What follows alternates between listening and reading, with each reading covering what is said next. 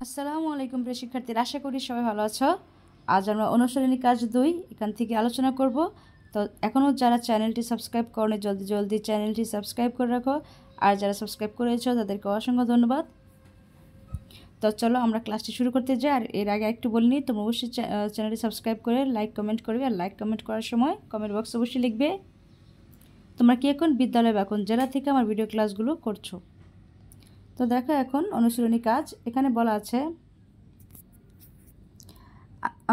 আচ্ছা আমরা একটু ভেবে দেখি তো জমির পরিমাণ না বাড়িয়ে কিভাবে এই সমস্যার সমাধান করা যায়। মানে জমির পরিমাণ না বেড়ে কিভাবে ফসলগুলো উৎপাদন করা যায় বেশি বেশি, ঠিক আছে।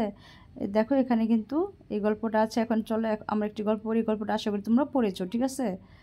তো চলো আমরা আজ এই উত্তরটা দেখে নিয়ে উত্তরপত্রে চলে যাই। তো দেখো আমরা উত্তরপত্রে চলে এসেছি। কাজের নির্দেশনা: শিক্ষার্থীরা 5 থেকে 6 জন মিলে একটি দল গঠন করবে প্রথমে।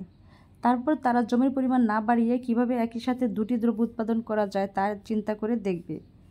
এক্ষেত্রে সুযোগ ব্যয় ধারণার সাহায্যে অগ্রাধিকারের ভিত্তিতে বেশি প্রয়োজনীয় দ্রব্যটি অধিক উৎপাদনের সিদ্ধান্ত গ্রহণ করবে। অতঃপর তারা এই বিষয়টি তথ্য আকারে উপস্থাপন করবে। তো এখানে দেখো নমুনা সমাধানটি আছে। জমির পরিমাণ না বাড়িয়ে সুযোগ ব্যয় ধারণার আলোকে এই সমস্যার সমাধান করা যায়। আমাদের চাহিদা অসীম, কিন্তু উৎপাদনের উপকরণ সীমিত।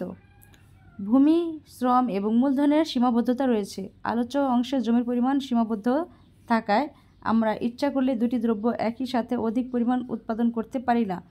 একটি দ্রব্য অধিক পরিমাণ বাড়াতে হলে অন্য দ্রব্যটির উৎপাদন ত্যাগ করতে হয়। সম্পদ সীমিত হওয়ার কারণে কোনো কাজ করা বা কোনো সিদ্ধান্ত নেওয়ার সময় মানুষকে সবসময় অন্য কোনো কাজ বা সিদ্ধান্তের সুযোগ ছেড়ে দিতে হয়।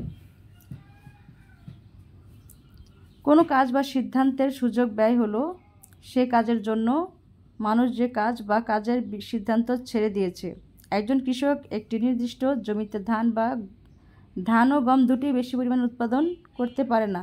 দুটি দ্রব্যের মধ্যে যে দ্রব্যের উৎপাদন অধিক লাভজনক, কৃষক সেই দ্রব্যটি বেশি উৎপাদন করবে আর অন্য দ্রব্যটির উৎপাদন কমিয়ে দেবে। মূলত কৃষক অগ্রাধিকারের ভিত্তিতে সিদ্ধান্ত নেবে কোন দ্রব্যটি বেশি উৎপাদন করবে। এই ছিল আমাদের উত্তরটি। তো আশা করি ভিডিওটি তোমাদের কাজে লাগলে অবশ্যই কমেন্ট করবে, সাবস্ক্রাইব করবে। তোমরা কি কোন বিদ্যালয় থেকে আমার ভিডিও ক্লাসগুলো করছো, আর অবশ্যই বেল আইকন প্রেস করে রাখবে যেন আমি যখনই ভিডিও আপলোড দিই তোমরা যেন পেয়ে যাও। আর আমি ষান্মাসিক পরীক্ষার জন্য যে মূল্য নির্দেশিকা সাবজেক্ট ওয়াইজ আমি এখানে দিয়ে দিয়েছি প্লে লিস্টে পর্যায়ক্রমে, তোমার চাইলে সেখান থেকে নিয়ে নিতে পারো, ঠিক আছে। তো দেখো আমরা আমাদের গল্পটি পড়ে দেন অনুশীলনী কাজ 2 এই কাজটি কমপ্লিট করে ফেললাম, ঠিক আছে। তো আমরা নেক্সট ক্লাসটি করব এরপর থেকে। তো এখনও যারা চ্যানেল সাবস্ক্রাইব করোনি সাবস্ক্রাইব করে রেখো। তো আজ এ পর্যন্তই, সবাই ভালো থেকো, আল্লাহ হাফিজ।